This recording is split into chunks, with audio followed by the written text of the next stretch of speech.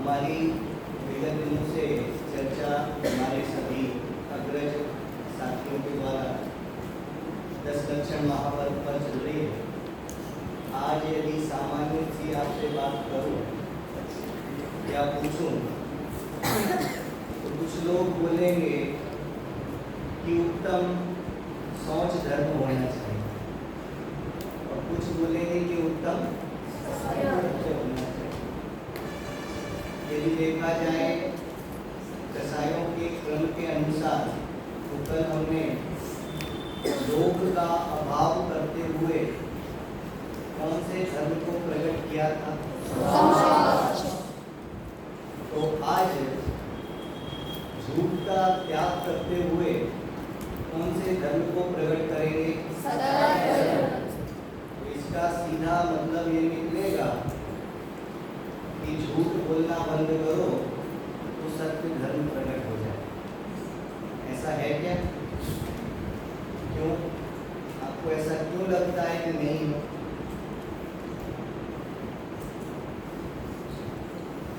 यदि ऐसा हो तो कोई ये मिथ्या दृष्टि जो सत्य वचन बोलता हो उसको भी सत्य धर्म प्रकट हो जाए। पर सीधा सीधा हमारे जो धर्म है उसके आगे उत्तम शब्द लगा हुआ है और उत्तम इस बात का सूचक है कि ये सम्यक दर्शन को दर्शाता है। ये बात कहाँ लिखी है कोई बताएगा?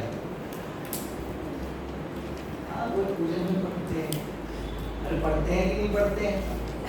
ऐसा नहीं है।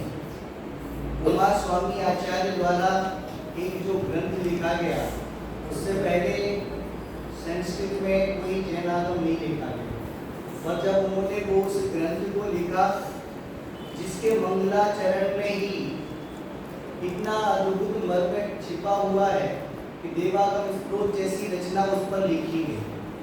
अच्छा, हम आपसे पूछते हैं कि वो 357 सूत्र वाला 10 अध्याय वाला 7 तत्वों को बताने वाला ग्रंथ कौन सा है? मोक्ष शास्त्र तत्वशास्त्र। जब आप उसका पूरा अध्ययन करेंगे तो सबसे पहले जीव आएगा, जीव के बाद अजीव आएगा। तो जब इन दोनों को अच्छे से जान लिया उसके बाद आश्रम, अशुभ आश्रम, 7वें में शुभ आश्रम, फिर 8वें में बंध। 9वें अध्याय में एक चर्चा शुरू होती है जिसका नाम है संबद्ध और निर्जला। जब उस चीज की चर्चा आचार्य भगवान ने वहां की हुई थी तो वहां पे सबसे पहले गुप्ती, इस चीज को लाई गुप्ती, फिर आई समिति, आई पढ़ा है आपने? सूत्र याद? अच्छा, कोई बात नहीं। गुप्ती आई, समिति आई, 10 धर्म आए, 12 भावना आई।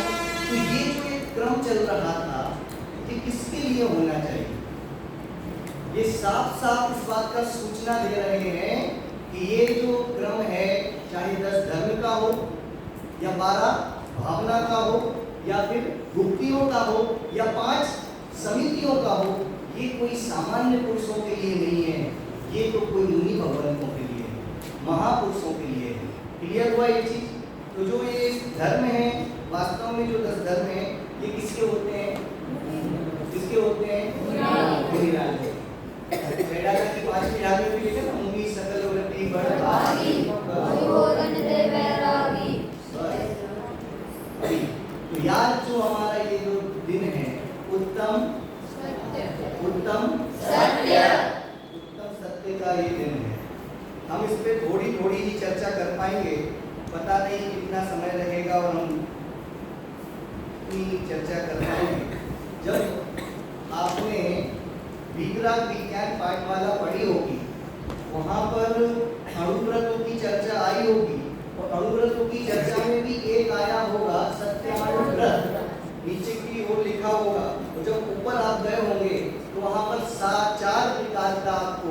असत्य देखने मिला होगा। क्या मिला होगा? असत्य। कौन उस असत्य के 4 नाम बताएगा? असत का अपलाप, असत का उद्भावन, अन्यथा, अन्यथा और गर्हित कर। तो ये जो है कि विद्यमान को भी अविद्यमान बता देना, सत का अपलाप, असत का उद्भावन, जो चीज नहीं है, अविद्यमान है, उसको भी विद्यमान बता देना। तो तीसरा क्या आया? अन्यथा प्ररूपण। अपने हिसाब से नहीं, वहां जो उदाहरण लिखा चित्रनी जी भाई से, बहुत अद्भुत उदाहरण है। हिंसा में धर्म बताना। क्या लिखा उधर? हिंसा में धर्म बताना। और चौथा नंबर क्या आया? इसका तो रोजाना आपको देखने मिल जाता होगा ना उदाहरण, स्कूल में आपस में बातचीत में, एक दूसरे की खींचतान में। आज दोपहर में ही चर्चा एक हो रही थी तत्वा सूत्र जी पे ही, और वहाँ एक चीज आई, किसी एक व्यक्ति ने पूछा कि हम आपकी बहुत सहायता करना चाहते हैं, आप बहुत अच्छा काम करते हो, क्या करें? बोले तुम कुछ नहीं करो, ये करो। क्या बात आई? तुम कुछ नहीं करो, अपने काम से काम रखो तो ही काम बन जाए। पर क्या करें, इस काल का दोष ऐसा है कि हम काम फंसाते हैं और काम खींचते हैं। पर हम इन दोनों से जब थोड़ा विरक्त होंगे तब कुछ एक हम अच्छी बात की ओर पहुंच पाएंगे। अरे क्लियर हो रहा कि नहीं हो रहा? अभी सत्य वचन और सत्य धर्म में भी बहुत अंतर है। और तो और सत्यानुव्रत, सत्य महाव्रत, भाषा समिति और वचन गुप्ति, इनमें भी बहुत अंतर है। परंतु अभी हमें सबसे पहले तो ये सोचना होगा कि जो 4 प्रकार से हम झूठ बोलते हैं उसका त्याग हमें करना होगा। आप में से झूठ कौन नहीं बोलता? सही प्रश्न पूछ रहा हूँ फिर से, आप में से झूठ कौन नहीं बोलता? आप ही नहीं बोलते हो, बाकी सब बोलते हैं। अच्छा चलो, आप झूठ बोलते हो या नहीं बोलते हो? हम खड़े होकर बोलो।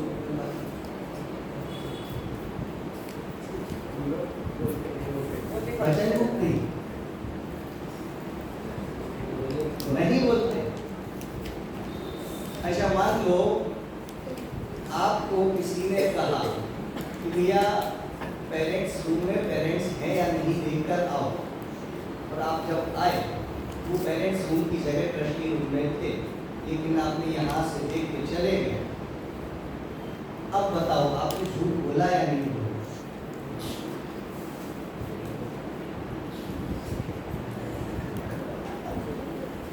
नहीं बोला। क्यों? क्योंकि वो हमारे ज्ञान में नहीं आया, हमारे जानने में नहीं आया।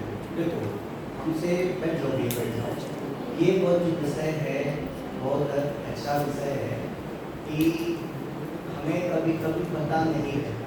तो जब नहीं पता रहे तो सबसे श्रेष्ठ उपाय क्या है? बहुत बढ़िया, कौन बोला? मौन। मौन उपाय ही सबसे श्रेष्ठ होता है। जब हमें कुछ सही चीज का बिल्कुल ज्ञान नहीं हो तो हमें क्या हो जाना चाहिए?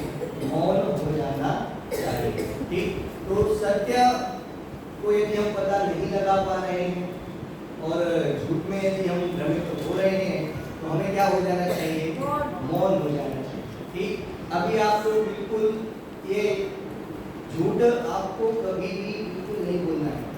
छोटे से जब आप ये आदत डालोगे कि आपको झूठ नहीं बोलना है, तब जाके बड़े जाकर आपको कुछ अच्छा प्रभाव मिलेगा।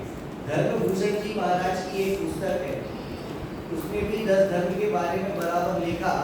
वहाँ पे एक शब्द आया, यदि आप ऐसे ही झूठ बोलोगे तो आप पे कोई यथार्थ प्रतीति श्रद्धा नहीं करेगा।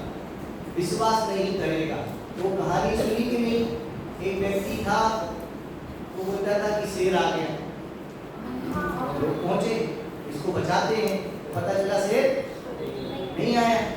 फिर एक बार हुआ, उसने कहा शेर आ गया, फिर उसको लोग बचाने पहुंचे और देखा कि शेर, तीसरी बार उसने कहा शेर आ गया और शेर उस बार सच में आ गया था, पर अब लोग बचाने नहीं आए। तो कभी कभी इतने से झूठ से भी हमारा कितना नुकसान हो सकता है, ये हमें ध्यान रखना चाहिए। और झूठ तो कभी भी बोलना ही नहीं चाहिए। आप में से बहुत सारे लोग नहीं चाहते हुए भी जो ये झूठ बोलते हैं या उनके मुख से निकल जाता है, तो हमें उसका भी प्रायश्चित करना चाहिए। ठीक है, तो ये झूठ से बचेंगे तब हम सत्य वचन में आएंगे, और सत्य वचन से परे ही हमारा सत्य धर्म है। आज जिसकी हमें चर्चा करनी है, अभी हम थोड़ा थोड़ा इसमें चर्चा शुरू करेंगे। 2-3 उदाहरण, एक तो अनगास धर्मामृत का हम यहाँ पर लेंगे, और दूसरा लाठी संहिता का उदाहरण लेंगे। कुछ उदाहरण और भी ग्रंथों के आ सकते हैं, पर जितना होगा हम पढ़ते हुए और साथ में चलेंगे। तो सबसे पहले ये समझ में आ गया ना, सत्य वचन और सत्य धर्म में काफी अंतर है। सत्य वचन एक मिथ्या दृष्टि के भी हो सकते हैं, पर सत्य धर्म सम्यक दृष्टि के ही होगा, उसी के ही होता है। और इन 10 धर्मों की पूर्णता कहाँ होती है? अरहंत और सिद्ध अवस्था में इन 10 धर्मों की पूर्णता होती है। इस बात को आप मान लेना। चलिए, तो असत्य वचन क्या है? असत्य को हमने कितने प्रकार से देखा था? 4। पक्का? कौन सा था? सत्य, असत्य, उदाहरण, गर्हित वचन। चलो, ये जो गाली देना है, बुरा भला बोलना है, ये किसमें जाएगा? गर्हित वचन में। गर्हित वचन में। अच्छा, आप में से गाली कौन कौन देता है? अच्छा, अभी कोई हाथ ऊपर नहीं करेगा, पीछे पूरे भैया जी बैठे हैं, हम कैसे हाथ ऊपर? ऐसा कौन सोच रहा है?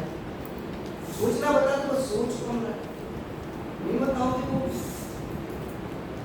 अरे, हम सोनगढ़ विद्यालय के बच्चे हैं, हम इन चीजों में पढ़ते, हम सिर्फ पुस्तक को पढ़ते हैं, हम इन गंदी चीजों में पढ़ते, और जो पढ़ता भी है तो इस धरा पे आके वो छोड़ देता है। अरे हाँ जी की ना जी? हाँ जी। तो हंसते हुए चेहरों के साथ बोलो भैया, क्या कोई मैं कठिन विषय ले रहा हूँ? एकदम चर्चा कर रहा हूँ, पर भाई साहब ने मुझे बहुत बड़ा अच्छे से ऑफर दे दिया। पहले तो मुझे लग रहा था कहीं ये ना बोलने के प्रवचन, लास्ट में जब बोला कि चर्चा कर सकते हो, तो आपसे हम पूछ सकते हैं, तो भैया मेरा मन प्रसन्न हो गया। आतम जी, प्रसन्न क्यों? कि जब हम आपसे चर्चा करेंगे तभी तो कुछ अच्छी चीज निकल के आएगी। अभी कौन सा धर्म चल रहा है? भजन सुना कि नहीं आपने? एक तो भजन नहीं सुना हो, दूसरे मेरे मुझ से नहीं सुना हो। आजी की नाची चंडी महापर्व आ गया, देखो देखो देखो जी आनंद छा गया। दोस्ते आ गया, देखो देखो देखो दक्षिण महापर्व आ गया, देखो देखो देखो जी आनंद छा गया।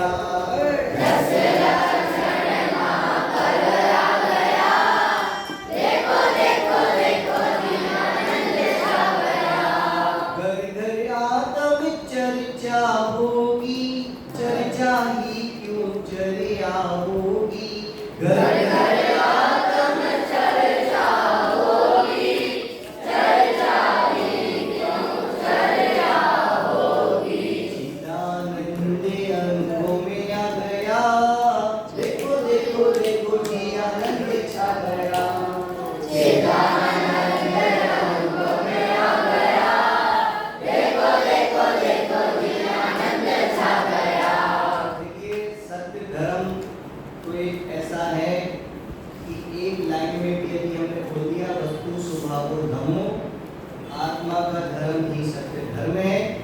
सत्य धर्म ही हमें रत्नात्रय तक पहुंचाता है, तो भी इसकी चर्चा हो जाएगी।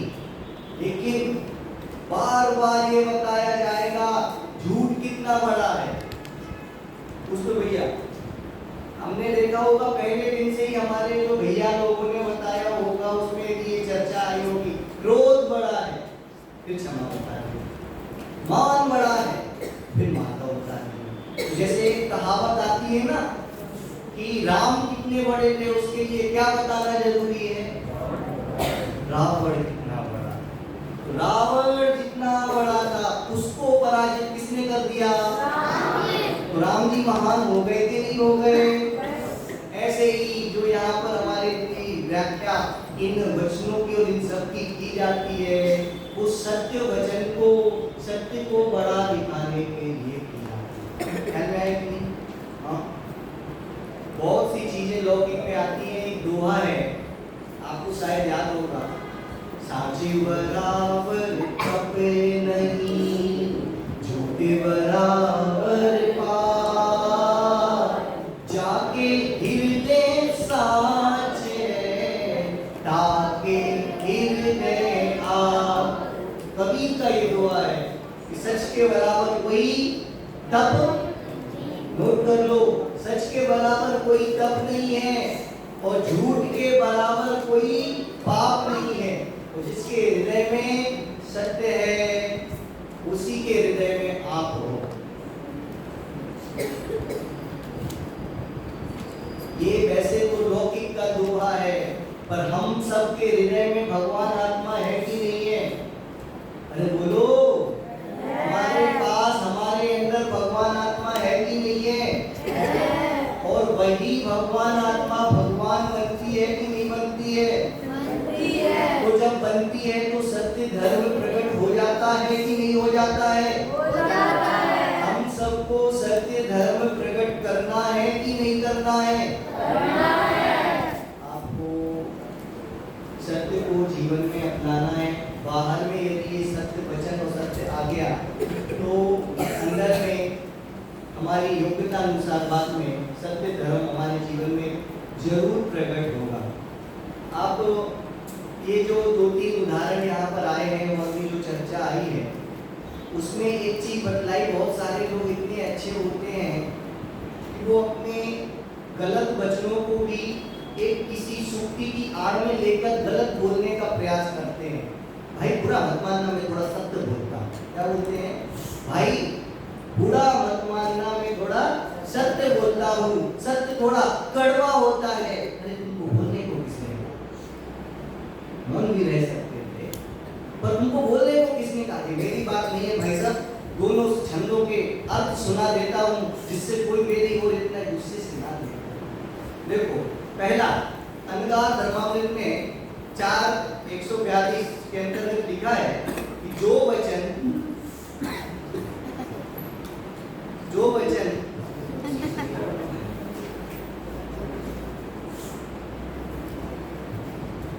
सत्य बोलने से ये भी घबरा रहा है, ठीक है? अच्छा कब देखो, जो वचन प्रशस्त, कल्याणी, आह्लादक और उपकारी हो, ऐसे वचनों को सत्य प्रवृत्तियों ने सत्य कहा, किंतु उस सत्य वचन को सत्य नहीं कहा जो अप्रिय और अहितकर हो। जो लोग ऐसा बोलते हैं कि सच कड़वा होता है, इनके लिए ये बात यहाँ पर लिखी। दूसरी कहाँ पर लिखी? लाठी संहिता में, कि जिन वचनों से जीवों की हिंसा संभव हो, फिर से जिन वचनों से जीवों की हिंसा संभव हो, ऐसे सत्य वचन भी असत्य हैं। कोई एक मुनिराज का उदाहरण आता ना कि कोई एक कसाई, वो कुछ लेके, तलवार लेके वो जा रहा था, पर मुनिराज क्या रहे? मौन रहे। ऐसा मौन रहा जा सकता है। जिन वचनों से जीवों की हिंसा संभव हो, ऐसे सत्य वचन भी असत्य है। इसी प्रकार कहीं कहीं जीवों की रक्षा होने से असत्य वचन भी सत्य कहलाते हैं। जो बिल्कुल गलत। असत्य वचन सत्य कभी हो सकते? ये सत्य वचन की इतनी महिमा और इतनी चर्चा यहाँ पर आई है, सत्य धर्म कितना अलौकिक होगा। सत्य धर्म की हम थोड़ी सी चर्चा करेंगे। आप ये मानिए, जब हम जो प्रयास करते हैं, वो प्रयास हमारा थोड़ा सा भी हो तो भी उसका लाभ बहुत होता है। मान लो कुल्हाड़ी और पेड़ों को काटे तो कोई अलग बात है, पर यदि वही कुल्हाड़ी चंदन के पेड़ को काटे तो उसमें भी सुगंध आ जाती है कि नहीं आ जाती है? तो आप एक शुरुआत और पहल करके देखिए, अच्छे काम की, सत्य बोलने की, जीवन में एक नियम की, आपका जीवन, आपका सब कुछ बहुत अच्छा हो जाने वाला है। बस आपको एक निर्णय करना होगा, जितना हो सकेगा, जितना बन सकेगा, हम झूठ कभी भी नहीं बोलेंगे। हमें झूठ कभी भी बोलना नहीं है, क्योंकि झूठ हमें बोलना नहीं चाहिए। तो सबसे पहले हमने असत्य के कितने प्रकार देखे थे? असत्य के देखे। फिर हमने देखा सत्य वचन और सत्य धर्म में अंतर है। सत्य वचन जो है वो मिथ्या दृष्टि का भी होता है, और सत्य धर्म सिर्फ और सिर्फ सम्यक दृष्टि के ही होता है। सत्य धर्म का बोलने से और भाषा से कोई लेना देना नहीं। सम्यक दृष्टि को होता है ना, तो सम्यक दृष्टि एक तिरंजी भी हो सकता है, एक टार्की भी हो सकता है। तो यदि आप बोलने से उसका एक आंकड़ा रखोगे तो फिर नारकी को सत्य धर्म नहीं होगा, तिरंज को एक सत्य धर्म नहीं होगा। हम म्यूजियम में समझाते हैं, तो म्यूजियम में बहुत सारे लोग आए और कुछ लोग इतने अच्छे आते हैं और बोले कि भैया आपको गुजराती आती है? मैंने कहा नहीं आती है। 2 साल हो गए, 3 साल पुरानी घटना। मैंने कहा हो तो गए हैं, समझ में तो आती है, पर बोल नहीं पाते। ऐसा भी मैंने उनको वहाँ पे कहा, हम बोल नहीं पाते हैं पर समझ जाते हैं। बोले फिर आपका कल्याण नहीं होगा। जब ऐसा बात बोले तो फिर मेरे से रहा नहीं गया। फिर मैंने कहा भैया हमको कल्याण की परिभाषा तो बदलानी पड़ेगी। हमने वहाँ कहा कि आप बताओ, हमें प्राकृत, अपभ्रंश, अभट्ट संस्कृत आती है, वो आपको नहीं आती, हमने नहीं पूछा। पर हमारे जो त्रियंश हैं, सम्यक दृष्टि त्रियंश हैं, उनकी कौन सी भाषा होती है? क्या उनको गुजराती आती है? फिर वो बोले नहीं भैया आप हम आपकी बात समझ गए। उसके बाद से वो फिर हमसे ऐसा प्रश्न उन्होंने नहीं किया। तो यहाँ पर बतलाने का मतलब है सत्य धर्म का वचनों से कोई लेना देना नहीं। देखिए, धर्म की परिभाषा आपको बहुत सारे लोगों ने बतलाई होगी, मेरे से पहले मेरे अग्रज आए हैं। यो धरत उत्तमे सुखे, कहाँ पे लिखा है? वेश्यामि समीचीनम धर्मम संसार यो धरत, जो उठा के उत्तम सुख में लाके रख दे, वो धर्म है। धर्म की 3-4 परिभाषाएं और लिख लो। अहिंसा परमो, इतने जाओ जल्दी जल्दी। अहिंसा परमो धनसण मूलो चारित्रम खलु। सबसे मुख्य और अहम परिभाषा, जिसके बिना जिनशासन नहीं, कोई भी नहीं, कुछ भी नहीं, वस्तु स्वभावो। अरे इसको तो जोर से बोलना होगा, वरना 8:30 बजे तक यही परिभाषा बोलवाऊंगा। वस्तु स्वभावो, वस्तु स्वभावो, वस्तु स्वभावो, वस्तु का स्वरूप ही धर्म है। वस्तु का जो स्वरूप है वही कैसा जानना ही धर्म है। वस्तु का जो स्वभाव है वही धर्म है। वेरी गुड, वही धर्म है। देखो, आपको लग रहा होगा ये जो परिभाषा है इसका इस विषय से क्या कनेक्ट है। जब आपको अभी हम यहाँ से शब्द टू शब्द वैसा पढ़ेंगे तो साफ साफ अक्षरों में लिखा है कि वस्तु का स्वभाव, दया इत्यादि धर्म, अनुप्रेक्षाएं और 10 धर्मों को लेके एक मत आत्मा तक पहुंचाया गया है। ये जो धर्म के 10 लक्षण, ये वास्तव में धर्म के नहीं, आत्मा के 10 लक्षण है। किसके हैं? आत्मा के 10 लक्षण है। किसके? आत्मा के लिए आत्मा के ये 10 लक्षण है, जिसमें आज हमारी उत्तम सत्य पर चर्चा हो रही है। आप लोग परिभाषाएं लिखते जाना, हम आपसे पूछेंगे। एक परिभाषा हम बोलते हैं जिन्हें धारण करने से आत्मा सांसारिक दुखों से मुक्त हो जाता है, उन उत्तम समाधि भावों को धर्म कहते हैं। फिर से, जिन्हें धारण करने से आत्मा सांसारिक दुखों से मुक्त हो जाता है, उन उत्तम समाधि भावों को धर्म कहते हैं। पहले आपको बताया जा चुका है कि मिथ्या दृष्टि के सत्य वचन तो हो सकता है पर सत्य धर्म नहीं हो सकता। मिथ्या दृष्टि के समाधि तो हो सकती है, ध्यान से सुनना, मिथ्या दृष्टि के समाधि तो हो सकती है, वो किसी को क्षमा तो कर सकता है पर उसके उत्तम क्षमा नहीं होती। ऐसा नहीं हो कि आपको कोई यहाँ पे दिखाई दे दे, किसी एक ने दूसरे व्यक्ति को चाटा मारा और उसने क्षमा कर दिया और तुम बोलो इसके क्षमा धर्म प्रकट है, ऐसे काम चलेगा नहीं। वो सिर्फ उनकी क्षमा है और क्षमा धर्म बिल्कुल अलग चीज है। क्षमा आदि की पूर्णता, सत्य धर्म की पूर्णता कहाँ पर होती है? उत्तम अरिहंत सिद्ध दशा में। ठीक है, देखिए लघु वचन कहीं कहीं हितकारी होते हैं, ऐसा नहीं है। जिस प्रकार एक रोगी हो, आपने से बीमार कौन कौन हुआ कभी? देखिए कुछ लोग परमानेंट बीमार होते हैं, उनकी बात नहीं चल रही। जो बीमार हुए हैं कभी कभी, हाथ नीचे कीजिए। जब आप बीमार होते हैं तो थोड़ी सी कड़वी दवा भी डॉक्टर जो आपको देते हैं, आप उसको क्यों ग्रहण कर लेते हो? क्योंकि आपको पता है कि उस कड़वी दवा से मेरा रोग ठीक हो जाएगा। वैसे ही यदि आचार्य भगवान ने आपके लिए कुछ कहा है, कुछ अनुशासन शासन लगाए हैं और उनको यदि आपने सही तरीके से पालन किया तो आपका भी ये जन्म मरण रूपी रोग ठीक हो जाएगा। पर बात याद रखना, सच्चा हृदय में श्रद्धा धारण करना। हाँ, वैसे तो सच्चे वक्ता और सच्चे लोगों की बहुत दुर्लभता है, बहुत दुर्लभता है। जैसे वाचाल प्रकृति के मनुष्य कहीं भी मिल जाते हैं।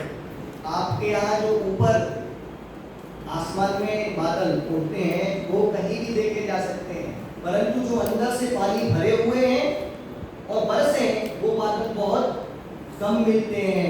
वैसे ही जो अंदर से सम्यक दृष्टि है, भीगे हुए हैं, वो ऐसे वक्ता बहुत कम मिलते हैं।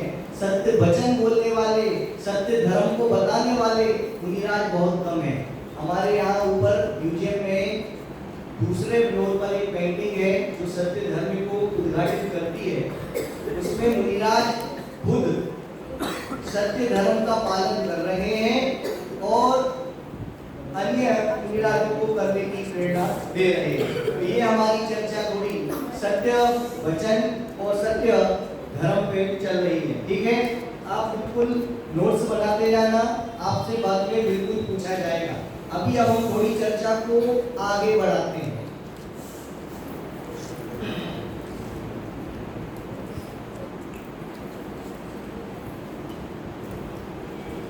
लौकिक में यदि हम बात करें तो हिंदी साहित्य में 6वीं की क्लास में एक पाठ है कटुक वचन मत बोल। उसके अंतर्गत 5 कहानियां हैं। 5 कहानियां में ज्योतिषी की एक कहानी है, एक जो चीनी दार्शनिक की कहानी है, नाम याद नहीं आ रहा है इसलिए मैं नहीं ले पा रहा हूँ, पर बहुत सारी वहाँ पर कहानियां आई है। लाल बहादुर शास्त्री जी का उदाहरण है। ये थी 4-5 कहानियां बहुत जो अच्छी हैं। वहाँ पर कुल मिला के इतना बताया गया, आप शब्दों के जादूगर भी हैं, शब्दों को अच्छे से बोलते हैं तो आप अपनी मिट्टी भी आप अच्छा बोलना जानते हैं, शब्द सही बोलना जानते हैं तो आपका काम बन जाने वाला है। आप कठोर, कड़वा, बुरा बोलेंगे तो काम चलने वाला, ये सब गणित वचन में जाएगा। यदि आप ऐसा बोलते हो तो आपको क्या करना है? आपको सत्य बोलना आना चाहिए। क्या बोलना आना चाहिए? और आपको सत्य ही बोलना है। वहाँ की जीप में लगी चोट सबसे जल्दी ठीक होती है, जबान से निकली चीज ही सबसे देर से घाव भरती है। एक उदाहरण। दूसरा उदाहरण वहां पर कि एक कोई राजा था, ज्योतिषी ने पूछा, ज्योतिषी से उस राजा ने पूछा कि भैया मेरे ये दांत गिर गए हैं एक एक करके, क्या है इसका मतलब?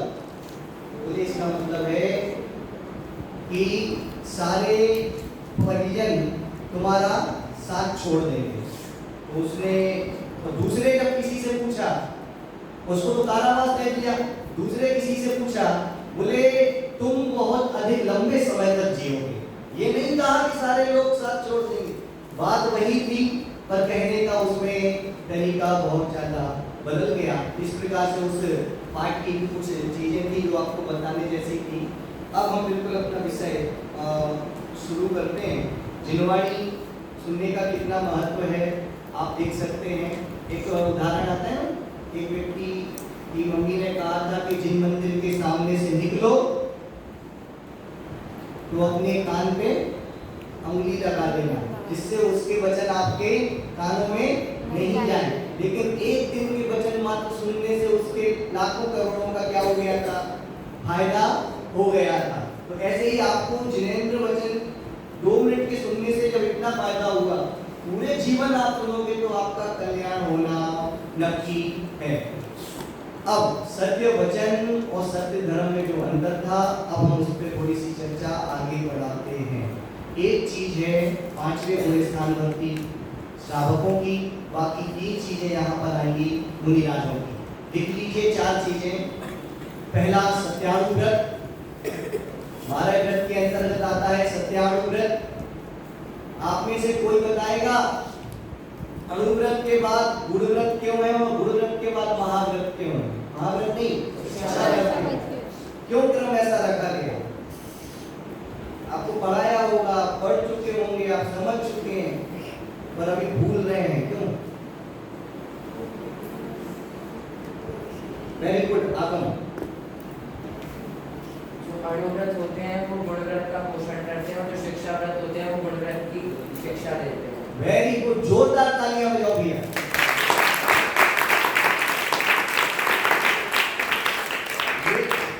ये जोरदार ताली नहीं है, अच्छे से बजाओ।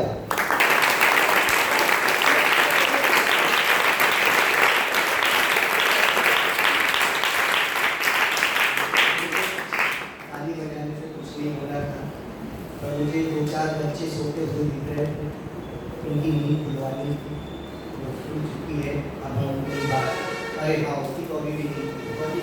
चलो चलो इधर देखो भैया, आओ। सत्यानुव्रत, सत्यानुव्रत लिखिए जल्दी से, सत्यानुव्रत।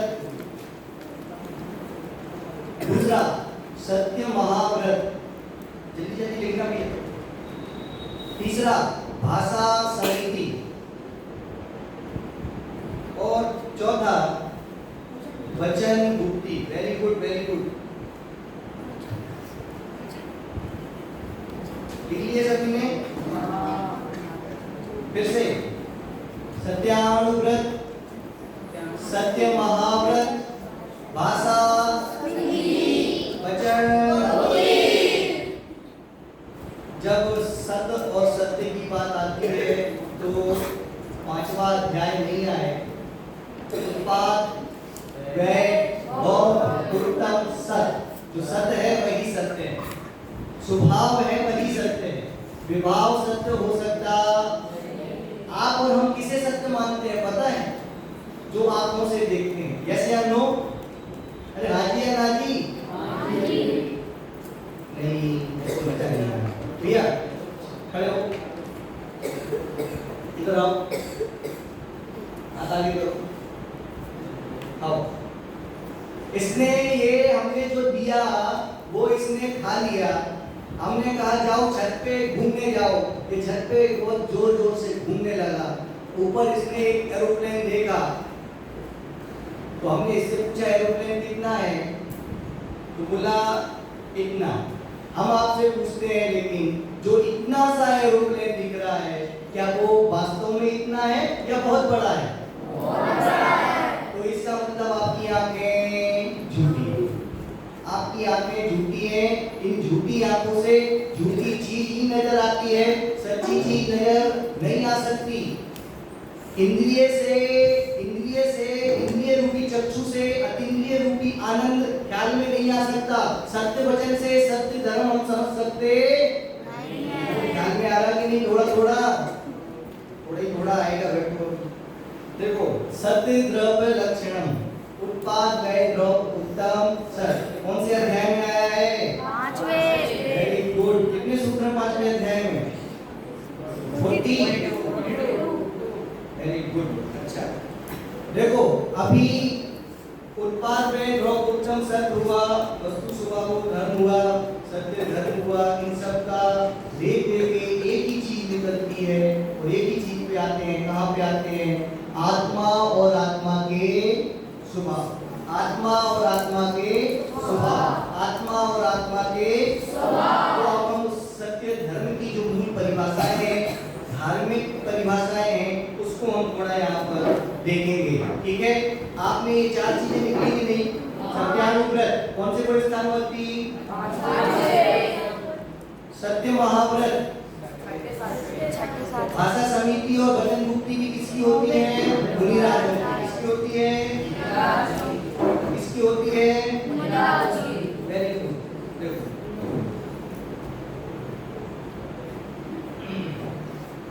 उत्तम सत्य के बारे में जो अन्य आचार्यों के वर्णन मिलते हैं उसको हम थोड़ा सा एक पढ़ते हैं यहाँ से, कुछ समझने जैसा होगा तो हम समझेंगे।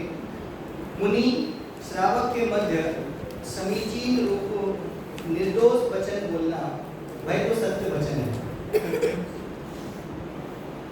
उसके जनपद, समृद्धि, स्थापना, नाम, रूप, प्रकृति, व्यवहार, संभावना, उपमा, भाव, ये 10 भेद हैं।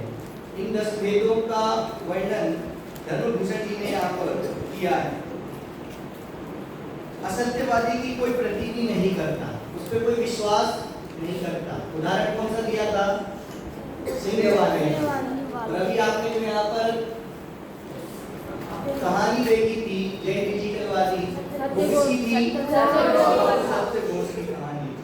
ठीक है, उसको जो सजा मिली थी उसमें दूसरे नंबर पे सजा क्या मिली थी? गोबर खाने वाली कौन से नंबर पे?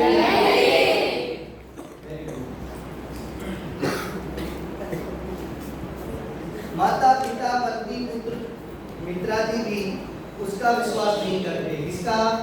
जो झूठ बोलता है। किसका? जो झूठ बोलता है। उसके लोग का समस्त व्यवहार वचनों के ही अधीन है। व्यापार किससे चलता है? वचनों से। बोलते ना जुबान की कीमत कभी। धर्म, अर्थ, मोक्ष, रूप, चारों पुरुषार्थों की प्रवृत्ति भी वचनों द्वारा ही होती है।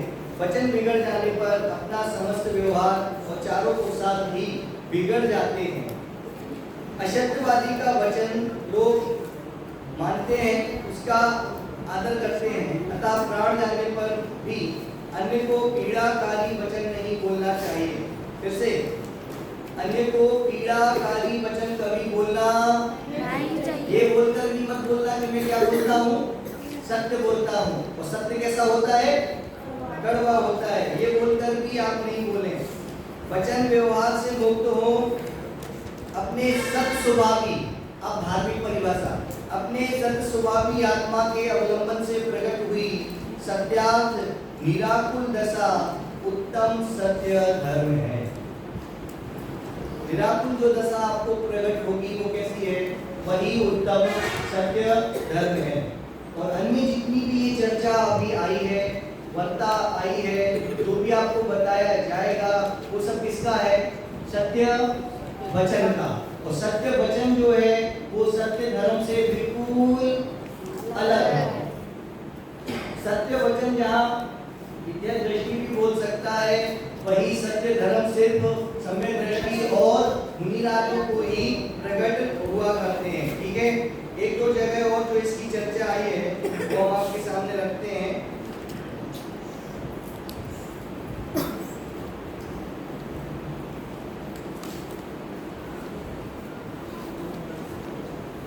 पूरा 10 धर्म का जो सार जो थोड़ा सा कह सकते हैं उसको आप ध्यान से सुनना। धर्म के ये 10 लक्षण हैं। धर्म के 10 लक्षण हैं। वस्तु का स्वभाव धर्म है। इसके लिए परिभाषा क्या आई थी? वस्तु स्वभावो उससे पहले चारित्रम खलु धर्म मूलो अहिंसा परमो। विश्व की कोई भी वस्तु अपने स्वभाव को नहीं छोड़ती। उसके स्वभाव का कभी अभाव नहीं होता। स्वभाव का अभाव होने पर वस्तु का ही अभाव हो जाएगा। ये सारी चीजें आप लघु जैन सिद्धांत प्रवेशिका में पढ़ चुके होंगे। विश्व कैसे बना है? 6 गुणों के समूह को और द्रव्य के संपूर्ण भागों में जो रहे और पर्याय को परिगमन को आ जाओ जल्दी देखो। स्वभाव का अभाव होने पर वस्तु का ही अभाव हो जाएगा, परंतु वस्तु का अभाव 3 काल में हो सकता नहीं है। ठीक है, वस्तु का अभाव 3 काल में होता नहीं। अतः प्रत्येक वस्तु सदा अपने स्वभाव में ही अवस्थित है। आत्मा का स्वभाव सदा क्षमा आदि ज्ञान दर्शनमय चैतन्य गुण रूप है। उसमें क्रोध आदि असत्य आदि कर्म जनित उपाधियां बिल्कुल भी नहीं है। आत्मा का आश्रय लेने पर कर्म जनित उपाधि क्रोध आदि का अपने आप अभाव हो जाता है। उत्तम सत्य धर्म आत्मा का स्वाभाविक धर्म सहज रूप से प्रकट हो जाता है। इसका ये उदाहरण हमने इधर से पढ़ा, ऐसा नहीं है। 49 नंबर गाथा इष्टोपदेश में ये बात बिल्कुल लिखी कि जंगल में आग लग गई। और जंगल में जब आग लगती है तो सारे के सारे वृक्ष स्वयं ही जल को प्राप्त हो जाते हैं, जल जाते हैं। वैसे जो व्यक्ति अपनी आत्मा में जाएगा तो उसके कर्म अपने आप जल जाएंगे। बहन श्री के वचनामृत में आया कि चक्रवर्ती की सेना को देख के चोर जो होते हैं वो भाग खड़े होते हैं। वैसे जो अपनी आत्मा चैतन्य चक्रवर्ती में जाएगा तो बाहर के जड़ कर्म अपने आप भाग खड़े होंगे। इष्टोपदेश के मंगलाचरण में आया यश स्वयं स्वभावात्ति भावे प्रसन्न कर्मणा तस्मै संज्ञानिरूपाय नमोस्तु परमात्मने। कुल मिला के पूरे द्वादशांग का सार, सब ग्रंथों का सार एकमात्र आत्मा में जाना ही है। कितने धर्म हो गए आज हमारे? आज को छोड़ दो, कितने धर्म हो गए? कितने कसाई के अभाव में हुए? 4 कसाई के अभाव में 4 धर्म प्रकट हुए। आप में से सबसे होशियार कौन है? वैभव जी आप बताओ कौन होशियार है? ऐसा पूछ रहा हूं।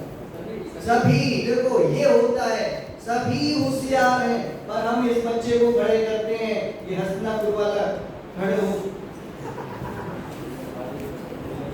मामा इधर आओ। ये 2 खिड़की दिख रही हैं, ये 2 दरवाजे दिख रहे हैं। अब मैं आपसे पूछता हूँ कौन से दरवाजे से प्रवेश करोगे कि इस जगह आ जाओगे? यहाँ से भी प्रवेश करोगे तो भी हॉल में प्रवेश होगा, यहाँ पीछे वाले से भी आओगे तो भी हॉल में प्रवेश हो जाएगा। उन दोनों खिड़कियों से टपकोगे, कूद कर आओगे तो भी हॉल में प्रवेश हो जाएगा। वैसे ही हम आपको बताते हैं उपाय, चाहे कोई भी बताया हो कि भैया क्षमा प्रकट करो, सत्य प्रकट करो, लेकिन एकमात्र आत्मा में जाओगे तो सारे के सारे धर्म अपने आप प्रकट हो जाएंगे। ये स्वभाव है। सम्यक दर्शन होते ही सारी चीजें अपने आप स्वयं ही सम्यक पने को प्राप्त होती है। आत्मानुशासन जी के 8 नंबर श्लोक के अंत में भी ये लिखा, साफ साफ क्या लिखा कि भैया जो हमारा ज्ञान था सम्यक दर्शन हो जाने के बाद वो त्रिज्ञान सम्यक रूप परिणम, कि 3 जो ज्ञान था वो सम्यक ज्ञान रूप परिणम गया। कौन सा वो 3 था? भूमति, दूसरा जो था वो सम्यक रूप से हो जाता है। तो एक में एक उपाय हमें सम्यक दर्शन का करना चाहिए। सम्यक दर्शन का हम उपाय करेंगे तो ये सत्य धर्म हमें अपने आप प्रकट होगा। तो जब सत्य धर्म इतनी विशुद्धि अंदर में आएगी तो बाहर में वचनों में अपने आप विशुद्धि बनी रहेगी। अरे ध्यान में आया कि नहीं आया? सम्यक दर्शन प्राप्त करेंगे, बोलना है सम्यक दर्शन सम्यक दर्शन भक्ति भयों से नहीं डरेंगे। हमें पता है तो बोलते थे, भक्तामत बोलते थे तो आप कम साथ देते, इसलिए हमने आपसे क्या बुलवाया, शुद्ध आत्म है मेरा नाम, जानना मेरा काम। मजा आया कि नहीं? ठीक है, ऐसे ही आप लोग बिल्कुल आनंद में रहना, मस्त रहना, गुरुजनों का सम्मान करना, झूठ किसी से नहीं बोलना, और एक चीज जीवन में एक लक्ष्य बनाओ। एक किसी ने कहा है कि एक लक्ष्य एक पक्ष हर श्वास उसी के लिए जी, ख्याल में है कि नहीं? तो लक्ष्य क्या है? सम्यक दर्शन की इस पवित्र का मूल